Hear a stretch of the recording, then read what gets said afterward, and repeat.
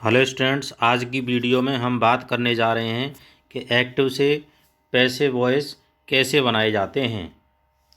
सबसे पहले हमें पता होना चाहिए जिस तरीके से 3 टेंस होते हैं, प्रेजेंट टेंस, पास्ट टेंस और फ्यूचर टेंस, और प्रत्येक टेंस के 4-4 भाग होते हैं। कुल मिलाकर के तीनों टेंस के 12 भाग होते हैं, लेकिन उन 12 भागों में से केवल 8 भागों के ही पैसिव वॉइस बनाए जाते हैं। तो आइए हम चलते हैं, सबसे पहले वाले भाग के बारे में जानकारी लेते हैं। अगर हम पहले वाले भाग को समझ जाते हैं तो बाकी के शेष बचे हुए 8 भागों को समझने में किसी प्रकार की समस्या नहीं आएगी। तो आज हम समझते हैं, पहला वाला टेंस है प्रेजेंट इंडेफिनिट टेंस का पैसिव बनाना। प्रेजेंट इंडेफिनिट टेंस का पैसिव कैसे बनाया जाता है। सबसे पहले पैसिव वॉइस बनाने से पहले हमें पता होना चाहिए कि इस टेंस की पहचान क्या है। इसको हम पहचानते कैसे हैं, प्रेजेंट इंडेफिनिट टेंस को। जैसे हिंदी में हम पहचानते हैं कि हिंदी वाक्यों की क्रियाओं के अंत में ता है, ती है, ते हैं, ता हूँ आदि शब्द आते हैं। लेकिन जब हम एक्टिव से पैसिव बनाते हैं तो उस समय पर हिंदी में सेंटेंस लिखा हुआ नहीं आता है, इंग्लिश में आता है। तो इसको हम पहचानते कैसे हैं।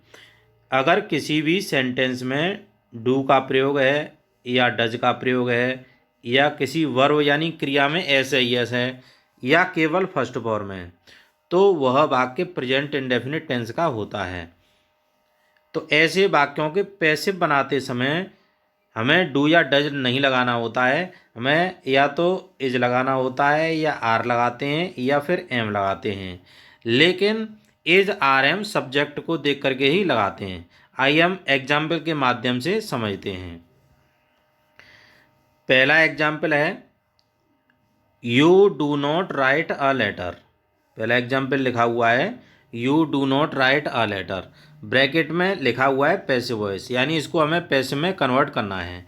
पैसिव वॉइस बनाते समय हमें क्या करना होता है, हमेशा हमें पता होता है कि ये सब्जेक्ट होता है और ये हेल्पिंग वर्ब है, ये मेन वर्ब है और ये अंत में ये ऑब्जेक्ट लगा हुआ होता है।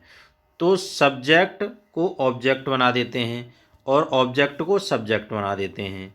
जैसे यहाँ पर ए लेटर लिखा हुआ है तो अ लेटर को हमने यहाँ पर शुरू में लगा दिया सब्जेक्ट के स्थान पर, और ये जो सब्जेक्ट है उसको ऑब्जेक्ट बना देते हैं। सब्जेक्ट को ऑब्जेक्ट और ऑब्जेक्ट को सब्जेक्ट बना देते हैं, पहला स्टेप। सेकंड स्टेप ये है, अगर सेंटेंस में जैसे डू या डज का प्रयोग है, डू या डज का प्रयोग दिखाई दे रहा है तो उस समय पर हमें इज आर एम लगाना है। लेकिन इज कहाँ लगाते हैं, आर कहाँ लगाते हैं या एम कहाँ लगाते हैं। हम जानते हैं कि आ लेटर एक वचन है, ये सिंगुलर सब्जेक्ट है, सिंगुलर सब्जेक्ट है तो यहाँ पर हम इज का प्रयोग करेंगे। अ लेटर इज, यहाँ पर नॉट का प्रयोग है तो हम भी नॉट का प्रयोग कर देंगे। पहली बात हमने सीखी कि ऑब्जेक्ट को सब्जेक्ट बना दिया। नंबर दूसरी बात हमने सीखी कि हेल्पिंग वर्ब यहाँ पर हमें दिखाई दे रही है डू, डू के स्थान पर हमने इज लगा दिया, नॉट की जगह पर नॉट लगा दी।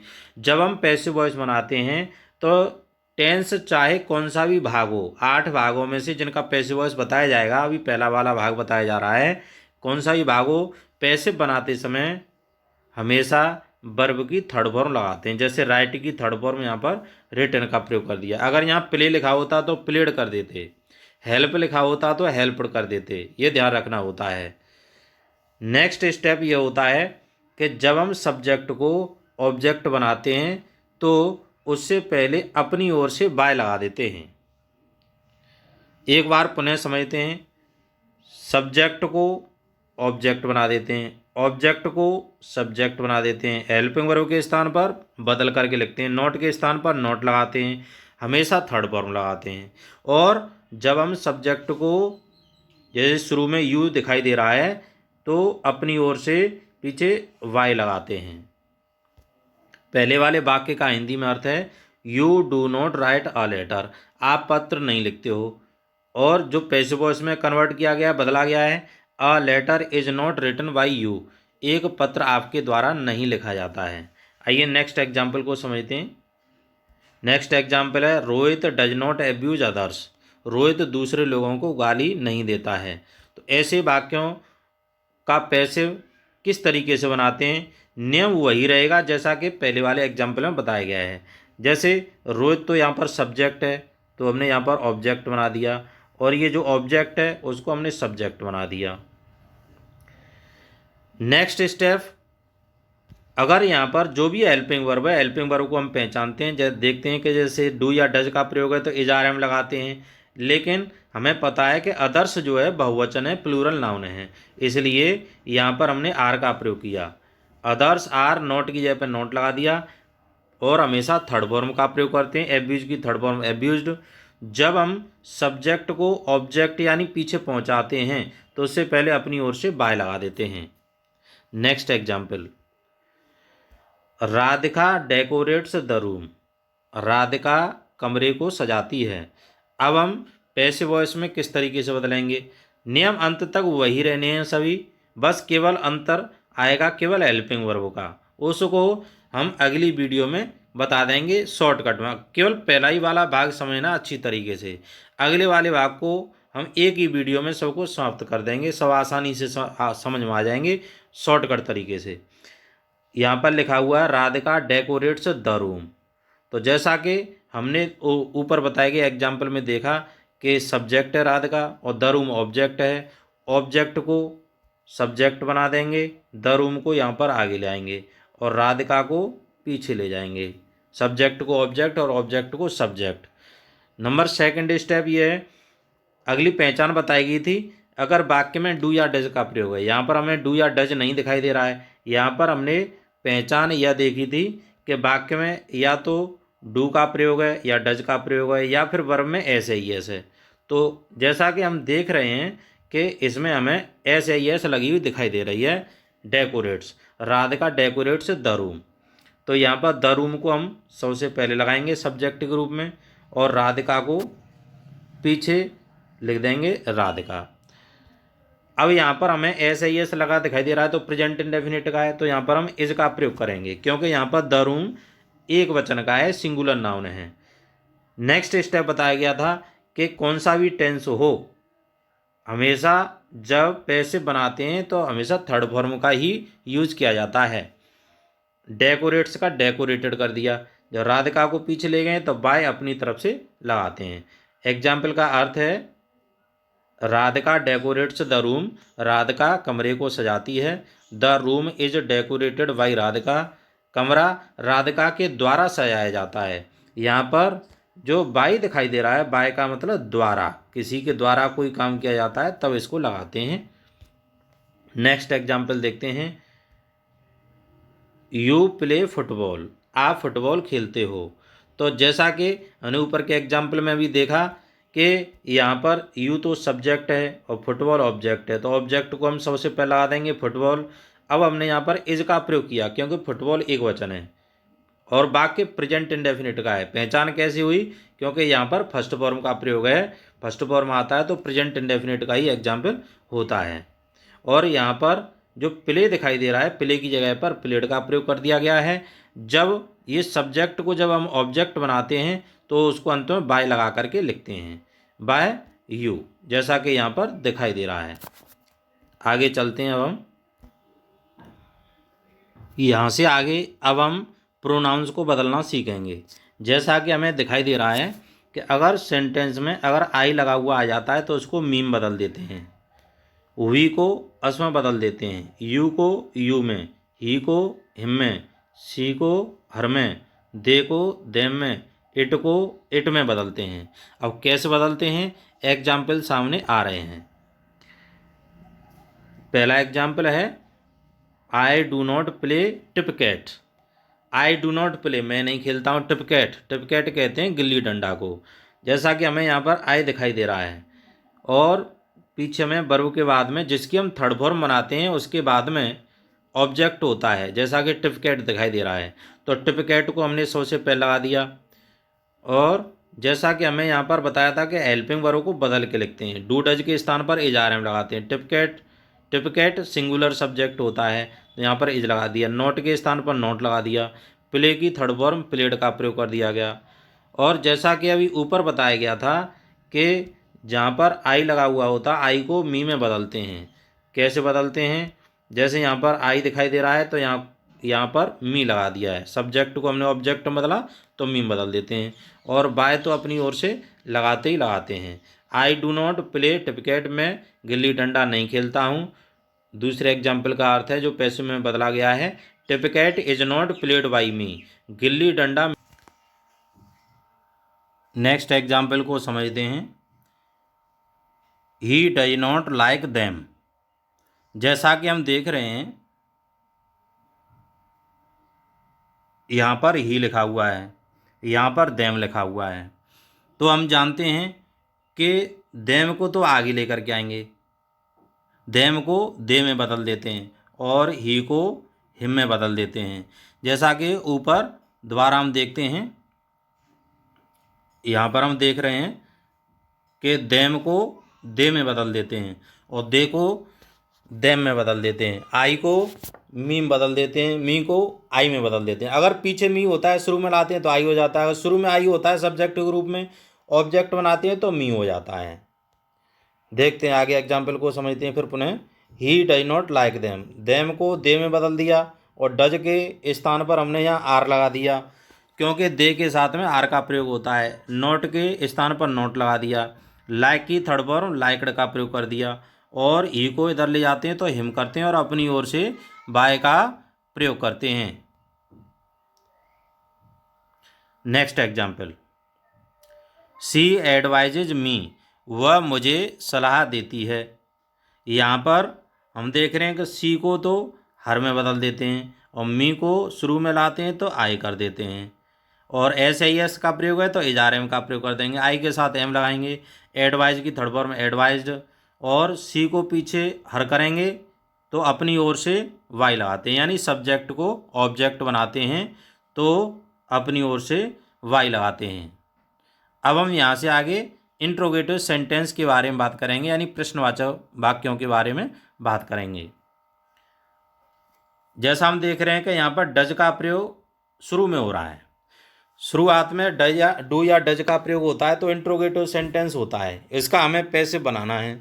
नियम वही रहेगा, अगर शुरू में हेल्पिंग वर्ब है शुरू में ही हम हेल्पिंग वर्ब का प्रयोग कर देते हैं।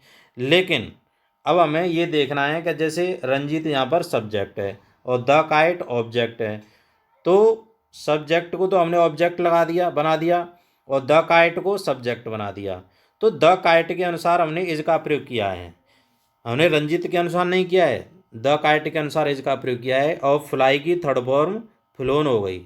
और जब हम सब्जेक्ट को, जैसा कि यहाँ पर सब्जेक्ट है रंजीत, और जब इसको ऑब्जेक्ट बनाते हैं तो अपनी तरफ से वाई लगाते हैं और पीछे क्वेश्चन मार्क है तो क्वेश्चन मार्क का ही प्रयोग करेंगे।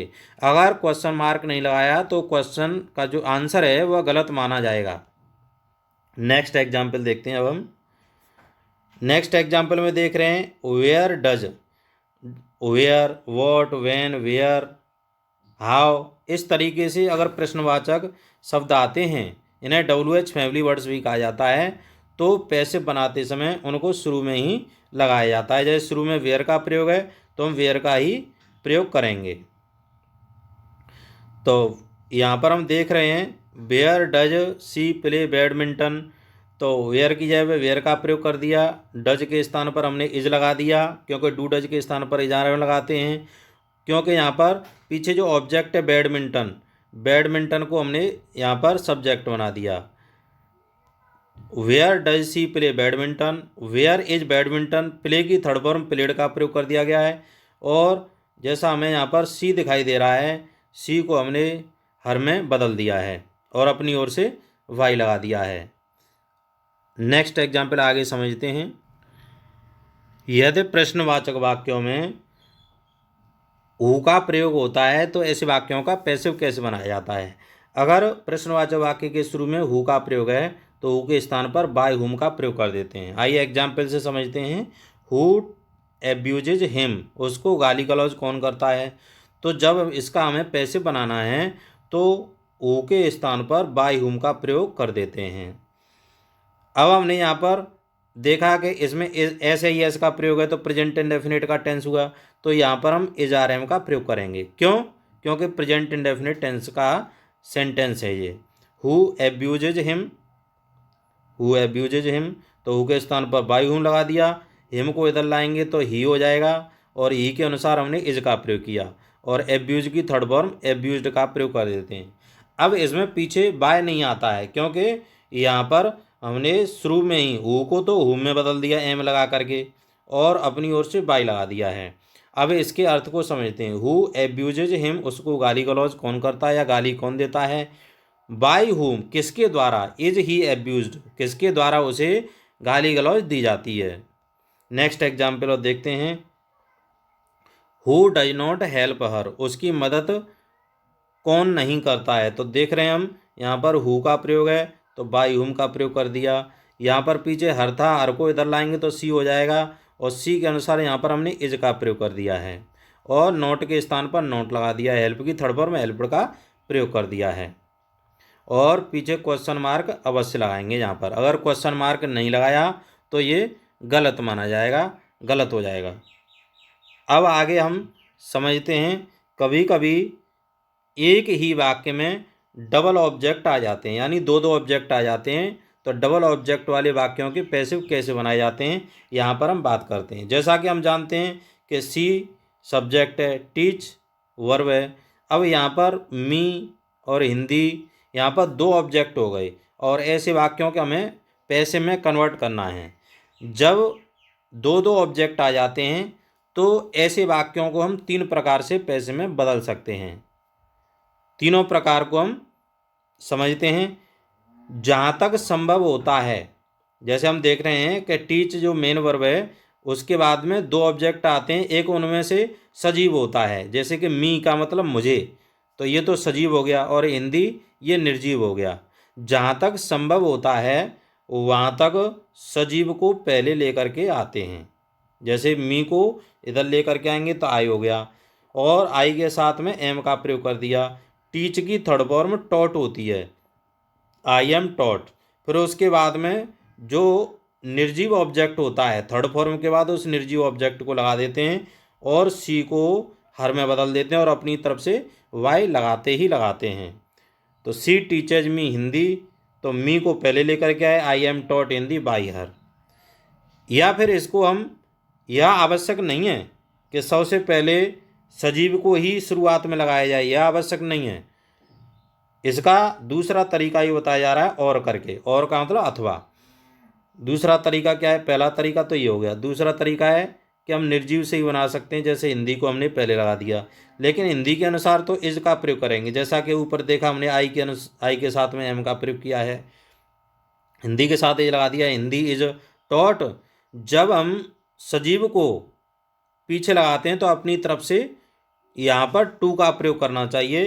Hindi is taught to me by her, सी को हम पीछे बदलाएंगे तो यहाँ पर हर हो जाएगा यहाँ पर, और वाई अपनी ओर से लगाते ही लगाते हैं।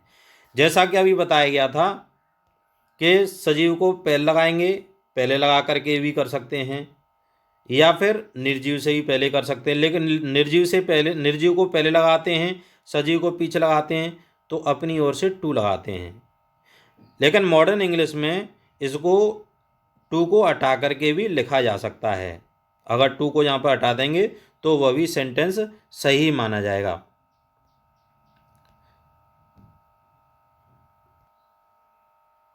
अब हम एक एग्जाम्पल और समझते हैं जिसमें डबल ऑब्जेक्ट दिए गए हैं। ही डज नॉट गिव, वह नहीं देता है अस, हमको। बुक्स, बुक्स नहीं देता है, तो अस का मतलब हमको, ये तो सजीव हो गया, बुक्स ये निर्जीव हो गई। जैसा कि ऊपर के एग्जाम्पल में बताया गया था, सबसे पहले सजीव को लाना चाहिए। जैसे अस को हम शुरुआत में लाएंगे तो यहाँ पर वी हो जाएगा, और वी के अनुसार आर लगा दिया, नॉट के स्थान पर नॉट लगा दिया, गिव की थर्ड फॉर्म गिवन का प्रयोग कर दिया, और जो थर्ड फॉर्म होती है उसके बाद में निर्जीव ऑब्जेक्ट को लगा देते हैं। और जैसा कि शुरुआत में बताया जा रहा है कि ही को हिम में बदल देते हैं और अपनी तरफ से बाई लगा देते हैं। जैसा कि अभी बताया गया था, यह आवश्यक नहीं है कि सजीव को भी पहले लाया जाए, निर्जीव को भी पहले ला सकते हैं, और करके यहाँ पर बताया जा रहा है। जैसे यहाँ पर बुक्स को ले आए, बुक्स के अनुसार आर लगाएंगे, नोट के स्थान पर नोट लगाएंगे, गिव की थर्ड फॉर्म गिवन का प्रयोग कर देंगे, और जो सजीव जो होता है, सजीव को हमने यहाँ पर लगा दिया, जैसा बताया गया कि इसको हम टू लगाते हैं अपनी ओर से, और ही को अंत में हिम लगा करके लिख देंगे और अपनी तरफ से वाई का प्रयोग करते हैं। आज की वीडियो में हमने केवल प्रेजेंट इंडेफिनिट टेंस के बारे में ही सीखा। अगर यह समझ में आ गया तो आगे के शेष बचे हुए जो 7 भाग हैं, क्योंकि टोटल 8 भागों में से अभी केवल एक भाग बताया गया है, अगर यह समझ में आ गया तो अगले भाग आसानी से समझ में आ जाएंगे। रूल्स यही रहेंगे, केवल अंतर रहेगा कि जो हेल्पिंग वर्ब यहाँ पर एजारएम लगाना बताया जा रहा है, एजारएम को चेंज करके ही दूसरे टेंस का पैसिव वॉइस बनाया जाता है। केवल हेल्पिंग वर्ब का ही अंतर रहेगा और कोई अंतर नहीं रहेगा।